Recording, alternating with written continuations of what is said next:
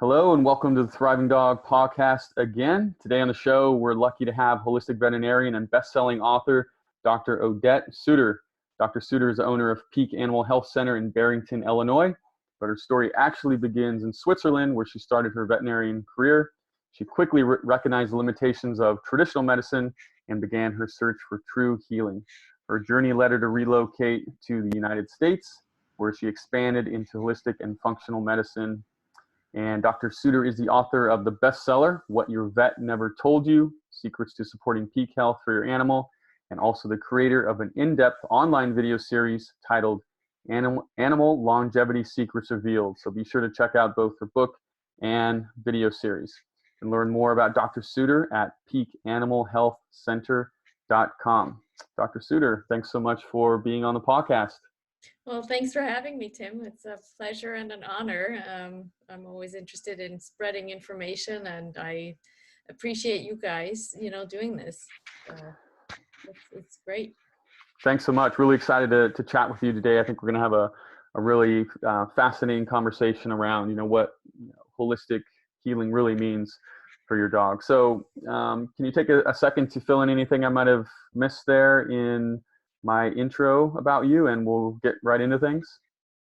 No, I think you covered it. Maybe to add to it, I grew up in a holistic sort of household, so holistic medicine and approaches, and being closer to nature was just part of my upbringing. We had a garden, and my mom was using herbs when we get sick, and so I was kind of exposed to more of a natural approach to health from the very beginning. And my veterinary professors at vet school, they didn't really appreciate that very much because I was asking too many questions, and mostly questions that they didn't have any answers to. So yeah, my journey into the holistic field started very early on because I was never quite satisfied with the answers that I was getting, or what I was being taught, because not everything made sense and seemed a little restricted. And in my first job, all we were using was antibiotics, steroids, and painkillers. And I'm like, okay, that really can't be it. I'm bored. So I always get myself into trouble and try to find some new things to learn and expand my knowledge and understanding of health so that I can better help my patients and, be a better service. So. Well, you're doing what we encourage all our listeners to do, which is to ask questions, right? So often, getting a better answer requires asking a better question. So I have two questions for you. One is, what are some of the more memorable or more common herbs that your mom grew in her garden? And second, what are some of the questions that you would ask your veterinary professors that they didn't like? So first, when my mom, we had sage, rosemary, thyme, basil, those sorts of herbs in our garden. So when we'd have a cough or something, she would make us drink some nasty brew of thyme, which almost made me want to throw up, but it worked, but yeah, I guess my memories are not all pleasurable in that regard. But yeah, it certainly worked. And then in vet school, when I was growing up, I used to do a lot of horseback riding. So I was a total fanatic. Every second of my free time I was spending at the barn, helping out, working, petting, brushing horses, cleaning, riding, etc. And so one of these, I had already started vet school. I think it was in my first year or so, where another veterinarian had come into town from Germany. She was doing a lecture on horses and barefoot trimming. So I figured, well, why not go? It's in my town. I'm not going to lose anything. But we just had some lectures on anatomy of the horse's feet, the horse's hooves, and I'm like, well, I already know everything I need to know. And so in my arrogant ways, back then, I went to this lecture, and she completely blew my mind, as far as, how nature created things, and how if we let nature do things the way they're supposed to be and meant to be, that things work a lot better. So obviously with my newly gained knowledge, I went back to vet school and started preaching, basically standing on my soapbox. But unfortunately, most people weren't really interested in listening to what I had to say. But I did manage to get this veterinarian to come and do a lecture. But to my surprise and dismay, it wasn't well received at all. They were not interested in anything natural. They weren't interested in expanding their horizon. But they had to deal with me, I guess, nevertheless. And so as part of that, I started to get into barefoot trimming. So I was trimming hooves in the natural way. And I remember one horse that had significant inflammation in the hooves, which is called laminitis or founder, which is a very painful condition. And the veterinarian who was working with this horse reported me to one of my professors at university, and he came, pulled me aside. He's like, "Come on over here, you."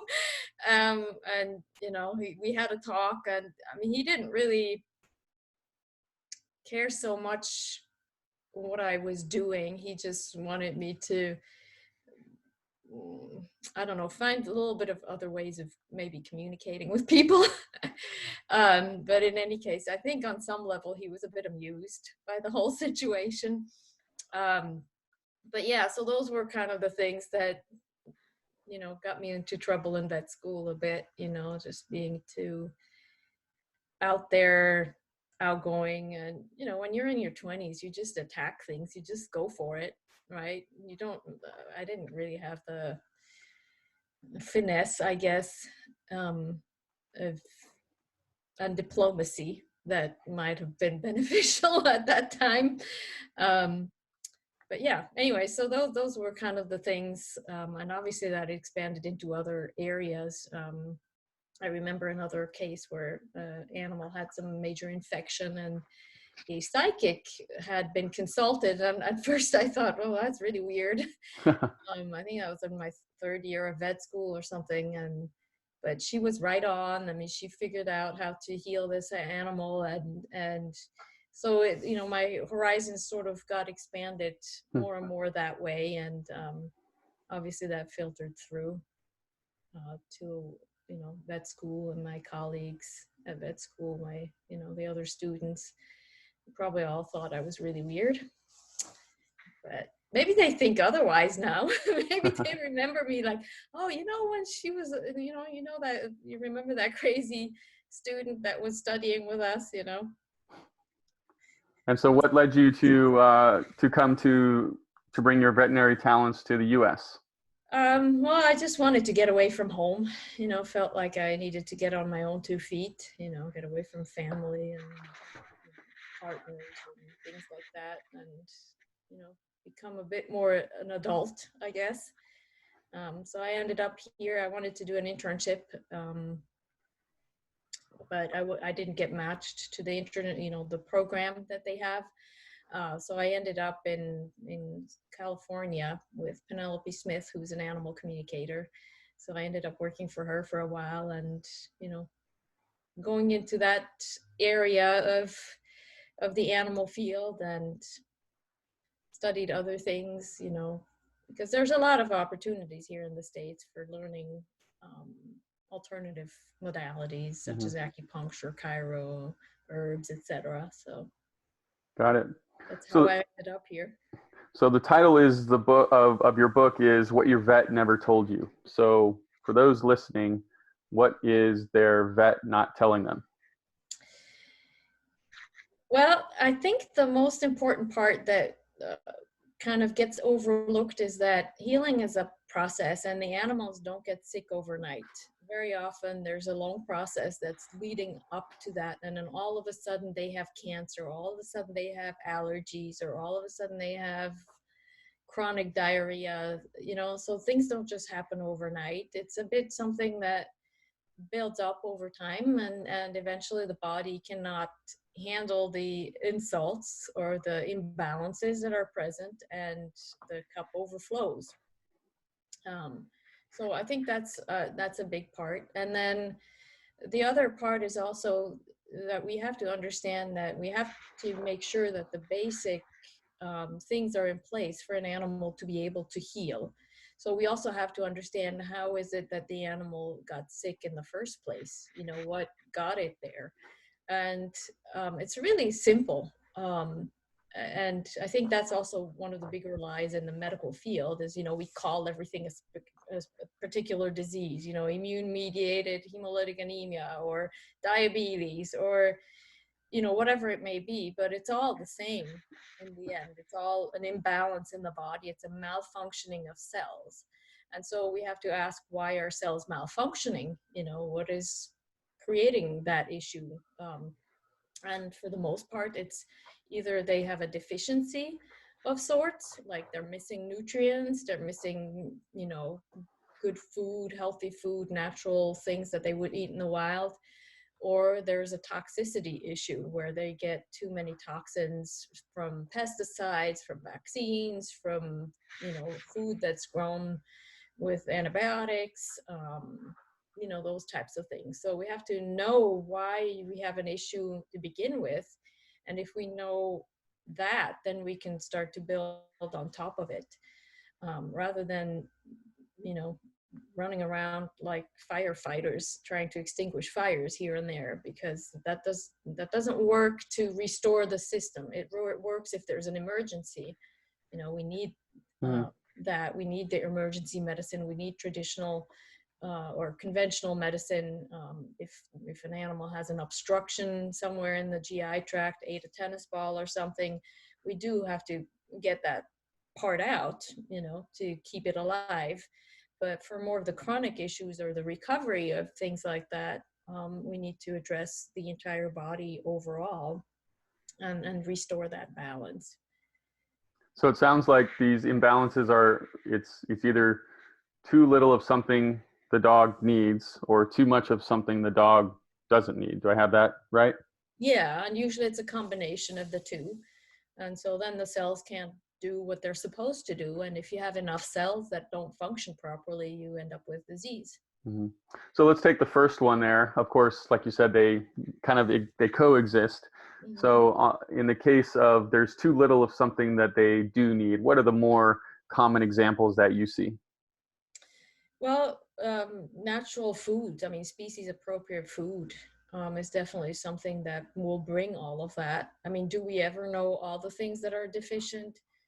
Hardly, because then you'd have to take the body apart and do analysis and all of that, which, you know, is not feasible. So, you know, we do try our very best to sort of figure that out, but starting with what they would get in nature naturally, you know, mimicking that, I think is a very good place to start. Got it. With that. And specifically, what is it about mimic, or from a species appropriate perspective, mimicking nature? What do you feel are the primary components that should be incorporated in a dog's diet? Well, definitely. And again, you know, every dog is different, every situation is different, so we can't really generalize. But overall, you know, dogs are supposed to eat prey. You know, they chase something, they eat it, and then they go sleep. And then when they're hungry, they go chase something else. And, you know, they will also find whatever nasty thing they can find anywhere, you know, that's already half rotten somewhere. So they get from nature, you know, what they need that way. So what we can do in our civilized world, where dogs aren't just chasing things and running around freely outside, is providing them with a diet that mimics that as closely as possible.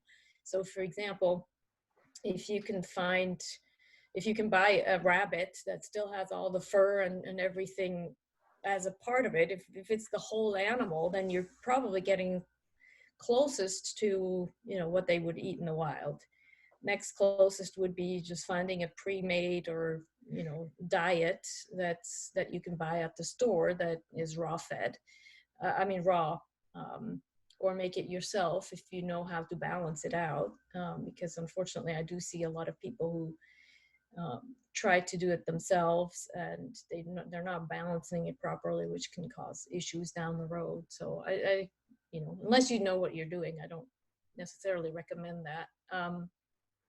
But yeah, mostly a species appropriate diet that's raw. Now, obviously, you have animals that have a bit of a harder time and may do a little bit better with lightly cooked food, especially older animals sometimes. But generally, yeah, the more you can mimic what they can find in the wild, the better. And I remember a dog, a Belgian Shepherd that I used to live with for a while.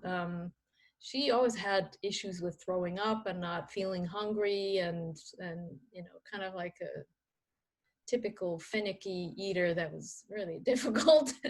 And so I ended up getting some rabbits. I mean, it wasn't the whole rabbit, but at least it was a big chunk that she had to chew on. So I would just send her outside with her, with half a rabbit basically, and she'd be out there. And funny enough, there was this raven that kept showing up and wanted a piece of the of the party.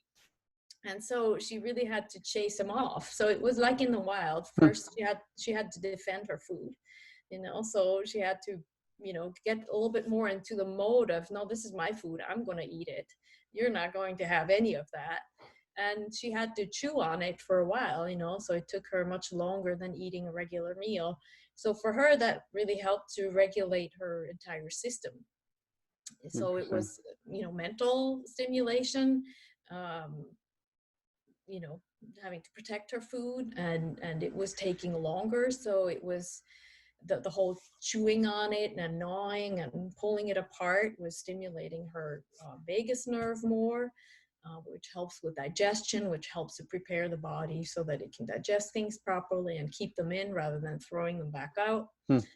So it was really doing a lot for her on many levels. Interesting. So it was, go ahead. Plus cleaning the teeth at the same time. So it was as much what she was eating, it was as much how she was eating as it was what she was eating in that case, what I hear you saying. Yeah, exactly. So that we covered a bit of what the body might be missing or getting too little of. And so the answer to that is more species appropriate diet. What are some typical examples, or what do you see the most when in terms of what dogs might be getting too much of? Toxicity, etc.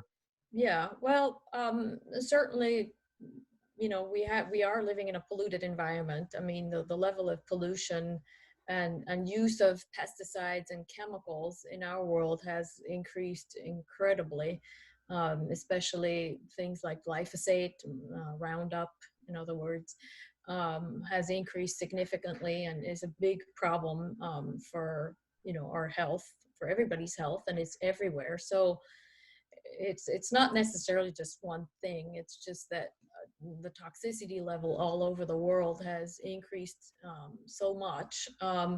So from a chemical perspective, but also from an electromagnetic perspective, there's been so much change. We have Wi-Fi and internet everywhere. We have cell phone towers. We have Alexa.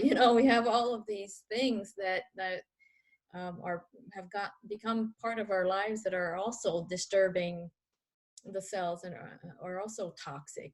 There's a lot of research on that subject as well, because it interferes with how cells can communicate with each other. And so it's not just the toxicity of actual chemicals that affects the cells, it's also from a more physics point of view, the electromagnetic radiation that we're exposed to that is affecting the cells and how they function, because everything functions through electrical signaling, through electrons moving around. And so if we interfere with that with other electromagnetic frequencies, then some of this communication can't happen. So we can have a lack of communication within the microbiome of the gut, which is all the microbes that our animals have in the GI tract. So if they don't work properly and communicate with each other, then we may end up with overgrowth of certain microbes,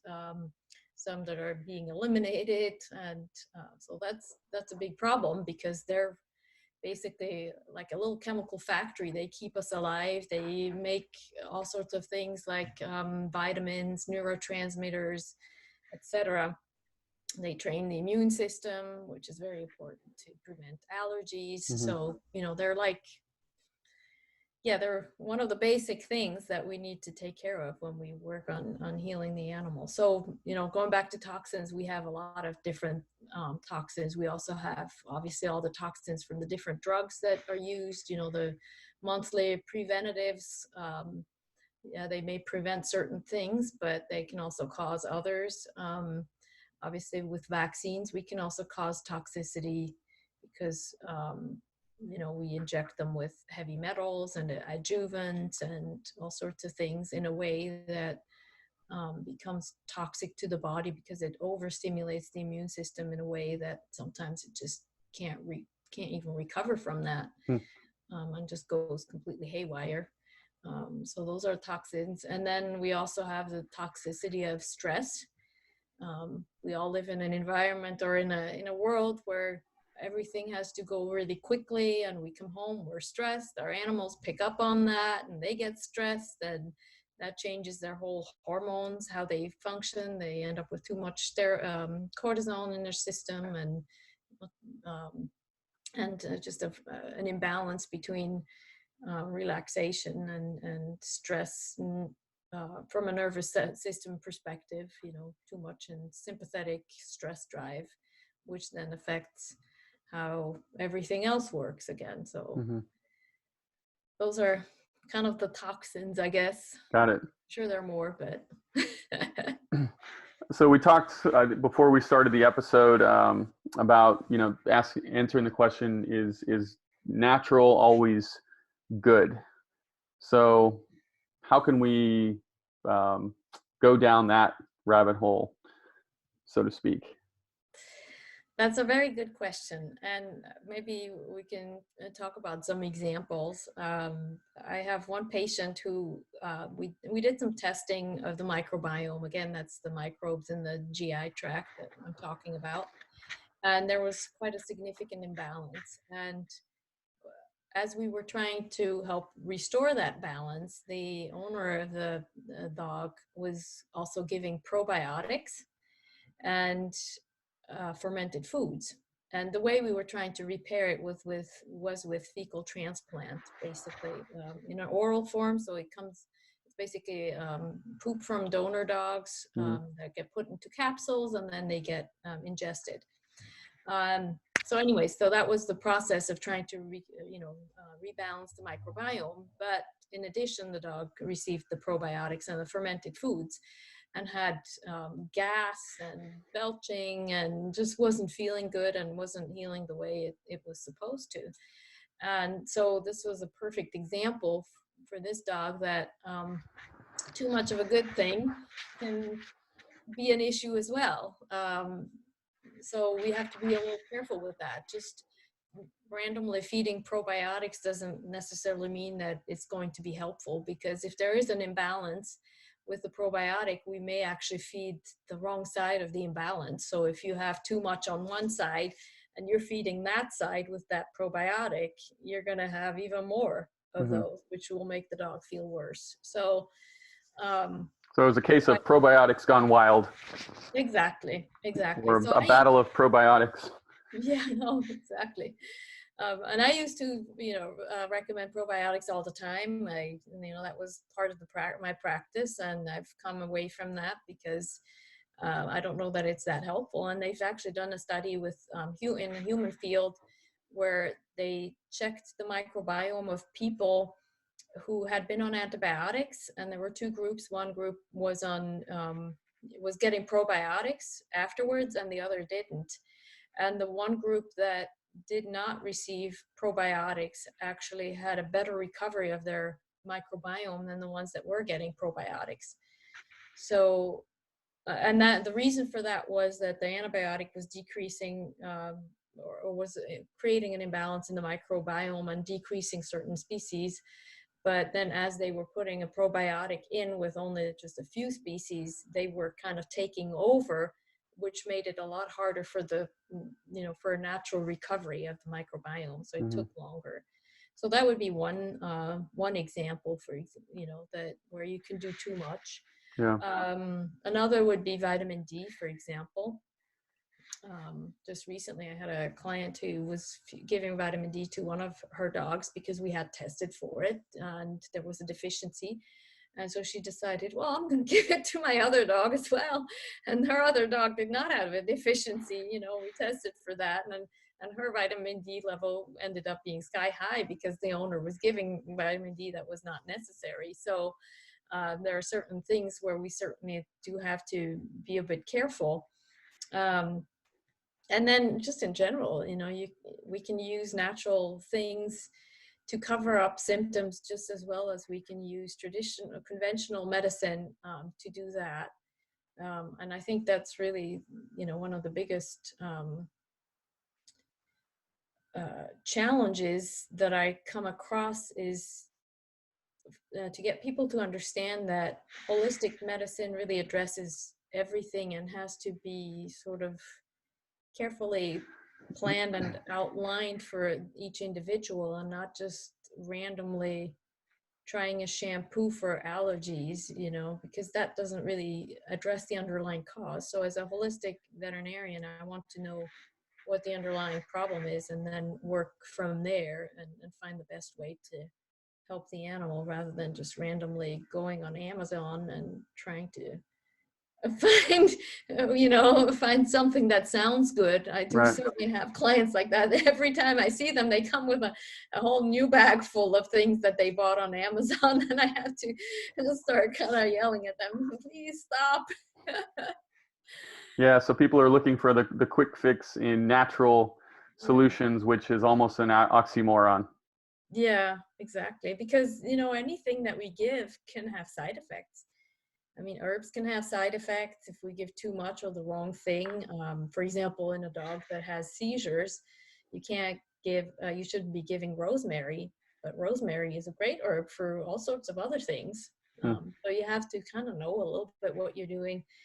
Plus, you also want to be sure that you get it from a source that's reputable, and don't buy it, again, from Amazon. That's a big problem. They have a lot of drugs and supplements and things that are not always what they're supposed to be when they get to you. So I don't recommend that.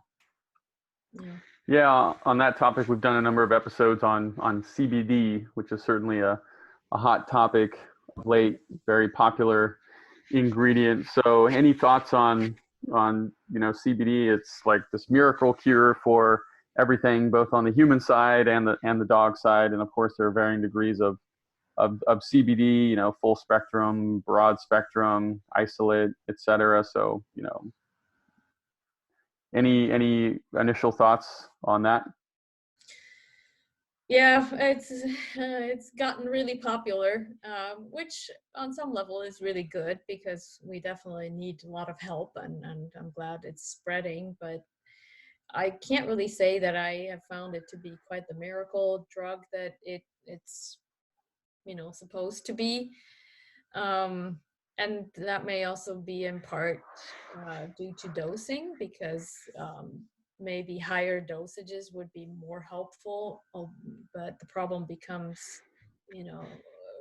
it's a bit of a financial issue. Like, they've done studies in dogs with arthritis, and they use really high dosages of it, but it's cost prohibitive, to use it at that dose.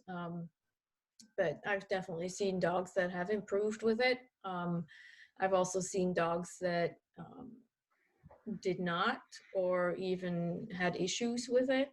I remember one older dog with dementia. She actually got worse with the CBD because it was just too sedative, and it turned off even more of her brain function, the little bit that was left. But yeah, I mean, it's certainly good. You just have to know where it's coming from, how it's been grown, how it was processed. So there's definitely some research that needs to be done, and buying it at a gas station is certainly not recommended.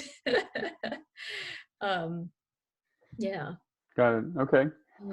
So what can someone who comes to your website, again, and that's at peakanimalhealthcenter.com, expect to find, and maybe even more specifically in your video series, which is titled Animal Longevity Secrets Revealed? What would if one of our listeners went there, what would they expect to find there? All right, good question. So basically, the way my video series came about was because it sort of outlines a little bit what I do for my animal patients and how I approach things. So the first video is an introduction of just the basics so that we have, so that people understand that what I'm doing with them is going to be really restoring the foundation of the body so that then health can come from that. So I guess if you compared it to a house, I wouldn't just put a bucket under a leaking roof. I would actually go fix the roof. So that's basically what I'm trying to do. And let me just turn on the light real quick here. Sure. It's starting to get dark here. Sure. All right. I think that's better. Yes. Anyway, so that would be the beginning. And then I start out with nutrition, going through nutrition basics and nutrition applied as well. Things that people need to know so that they can understand why it is that I recommend a species appropriate diet, and go into different nutrients, different categories on that, also into how pet food is made and pitfalls to watch out for, how to read labels, how to figure out how many carbs are in the food, those types of things. So very practical as well. And then I do have a lecture on the GI tract that really goes into the depth of the microbiome, leaky gut, how the nervous system affects the GI tract and how it works, and also then relates back to how we feed our animals and how the GI tract affects everything, because the GI tract is definitely one of the pillars. So I basically go through the pillars of health in that video series, which are really the things that are needed for a body to be able to function properly. So maybe I should list those first. Would be nutrition. Without good food, there's nothing that can happen. And without a good GI tract, there's even less that can happen, even if you have good food. So those are the first two pillars. And then we also have the pillar of detoxification. Because we live in this toxic environment, we want to make sure we help the body to release some of these toxins, because the onslaught of toxins is just overloading the detoxification pathways and the detox organs, the liver and the kidneys and such. And so if we can provide a little bit of help, that can go a long way. And then I talk about the nervous system as well, which is really a little bit underappreciated. And that kind of leads me back to the CBD oil, because oftentimes I get requests, or I see questions on Facebook, what can I give as a joint supplement? I'm like, well, joint supplements are all good, but why not look at the body first and see if there's a misalignment somewhere and some issue with the nervous system innervating certain areas of the body, and then as a result causing malfunction. Because if we can fix that, then you don't need the joint supplements, because a joint shouldn't need supplements specifically. Let's put it that way. Obviously, it needs nutrition just like any other part of the body, but it shouldn't need any extra supplements for inflammation and that sort of thing. Because if the body were to function properly, it would take care of that itself. And a really good example was a 3-year-old dog who had patellar surgery. It had luxating patella. So she had surgery probably about a year or two before I met her. And she was just laying around like an old dog. I mean, she wasn't really moving a whole lot. And just one chiropractic treatment, and she started playing with her sister and running around. So, we need to look at the basics. We need to make sure that the basic things are in place before we start to add things. Same with CBD oil. Sure, if your dog is limping, you can use CBD oil, but why not figure out why it's limping to begin with and how we can support that first and then add to it what is needed, which, you know, ultimately would save money and also more issues down the road, because if you don't fix the underlying issue, you'll end up with more arthritis no matter how much CBD oil you throw at them. Yeah, it's almost like people can have a tendency to use, quote, natural approaches in the same way that pharmaceuticals are used, and that it's going to treat, I noticed this thing happening, and I heard that this ingredient is good for that, so if I give that, it will fix that issue. But it's not that your dog has a CBD deficiency or a chondroitin or glucosamine deficiency.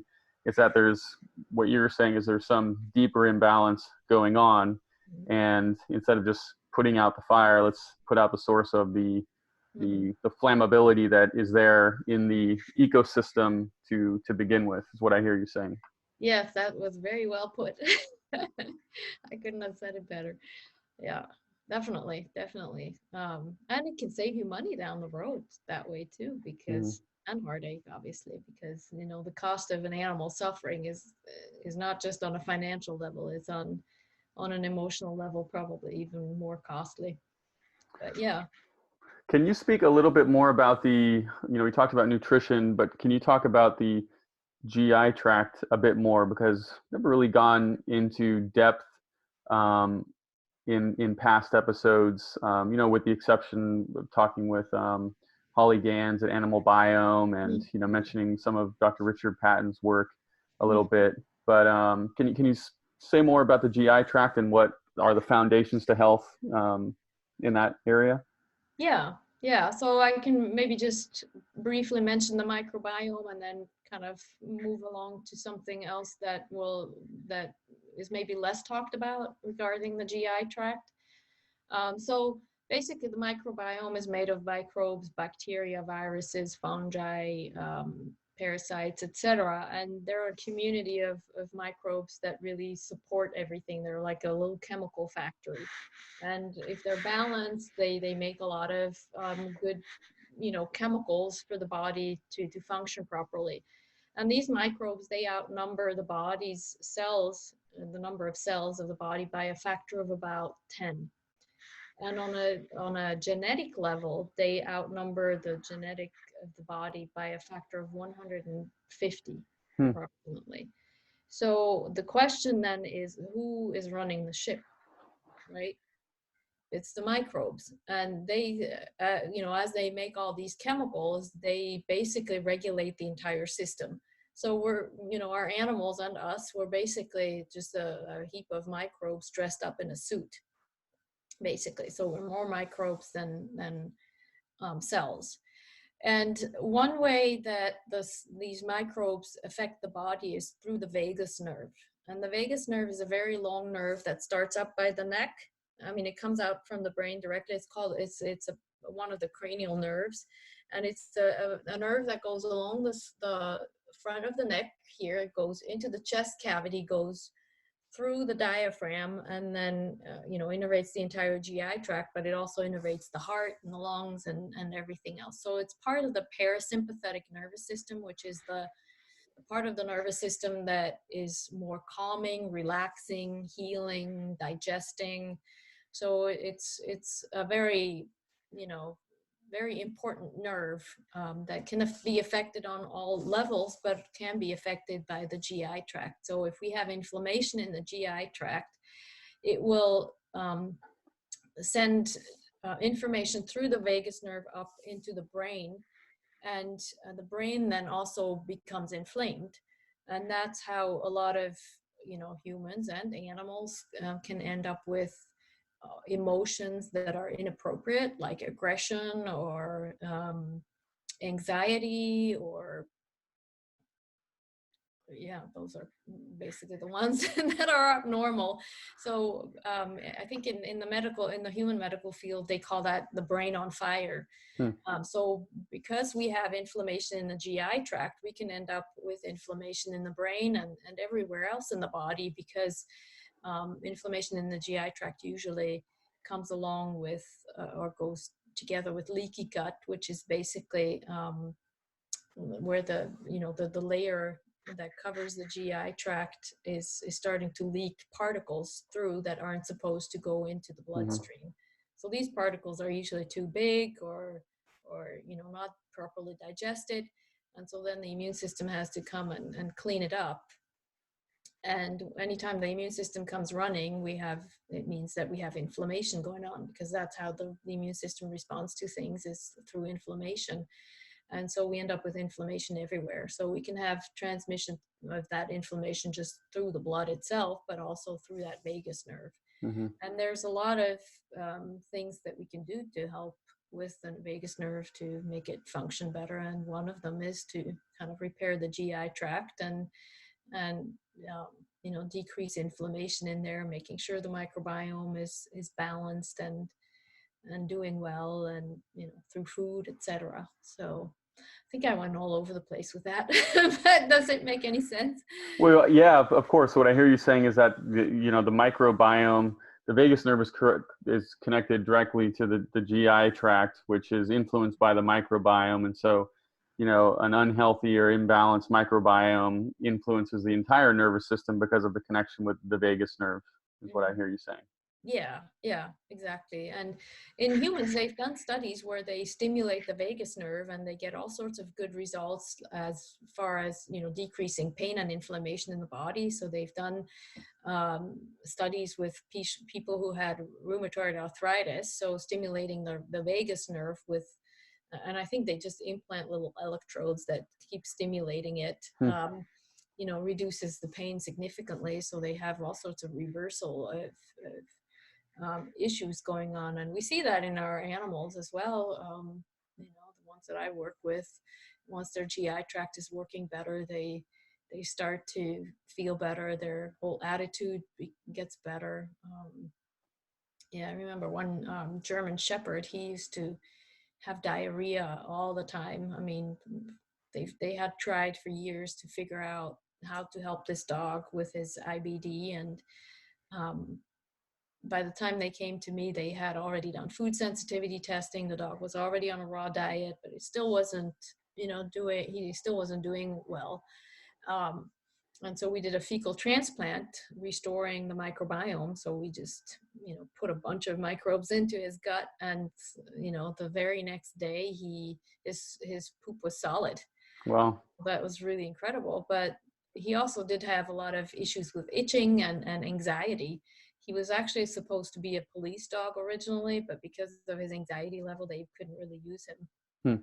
And that changed as well. He started to play and be more confident. And I mean, it just changed this entire dog just by restoring the gut, and Well. helping it heal. It's quite incredible.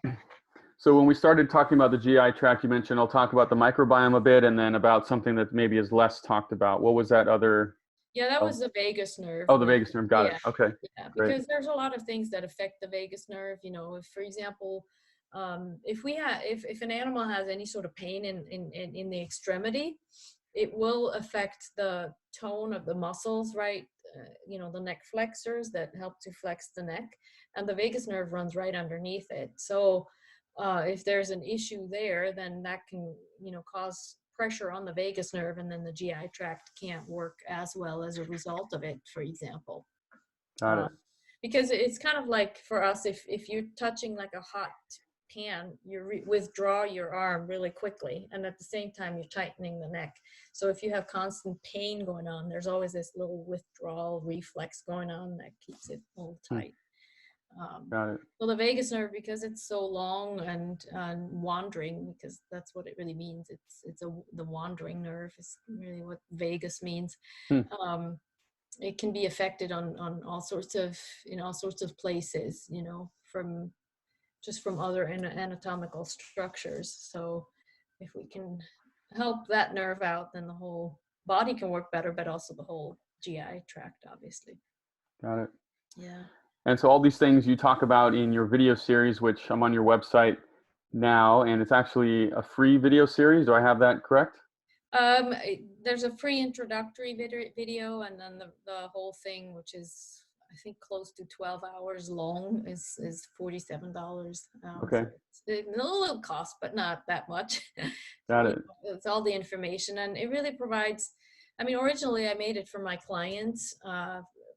The video series or the lectures, because I used to teach them in person, so people would sign up for the course, and then every other week we'd have a lecture, and then I decided to put it online because I could never get everybody to come, like figuring out a time that worked Right. for everybody. So that Coordinating all that. a little bit, yeah, became a bit easier.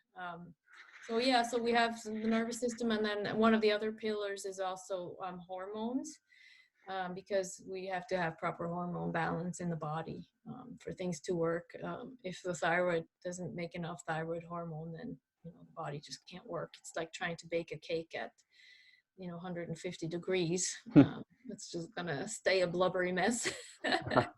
And then fitness and exercise.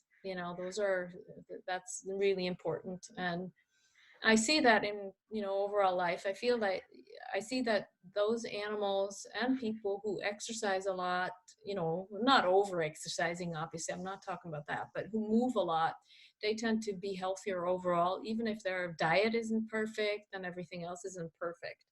So I think that's something that's often overlooked in the grand scheme of things, which is really important to get enough movement, especially in the wintertime when it's freezing cold. They still need to move, or when it's raining. So yeah, Got it. those are the pillars. And then I talk a little bit about heartworm and vaccines as well, just to give people information on all these subjects so that they can be informed when they talk to their vets, because unfortunately most conventional vets don't really know a whole lot about vaccines, because that's not really part of the training as far as that goes. So the more somebody knows about vaccines and those sorts of issues, the better, because then they can do what's best for their animals. Okay. Yeah. And so listeners can go to peakanimalhealthcenter.com. And then I believe the video series link is under the tab Learning Center video series. And just name and email address, and you get free introductory video there, right? Right. Exactly. Okay. Although my website is about to change, I'm redoing it. I mean, not me personally, because I really don't know how to do that. But so it'll be easier to navigate for sure. Okay. Well, Yeah. good. Look forward to seeing the next version. I think the current one actually looks pretty good. So I'm excited to see what your new one looks like. Yeah. Well, I'll look forward to that too. I don't know yet, but I was told this one is outdated. Yeah. Yeah. So that's really, the basic message is to really address all parts of the body, all aspects of life, in order to be able to get health, and not just trying to find something over the counter to try to address the symptoms. Okay. Sure. I mean, sometimes we do have to extinguish the fire, because the fire can be very stressful, painful, can cause a lot of suffering, but afterwards we have to restore. Of course. Yeah. All right, Odette, anything else you'd like to share with our listeners before we sign off here? No, I think I covered it. I mean, there's so much information. We could probably talk another few hours, I'm sure, but I think that's kind of the basics, really. Yeah, I'm very curious myself around the hormone side of things. So I'm sure there's great information there in your video series, and maybe we'll have a future episode all about that, where we dive down into hormones. Yeah.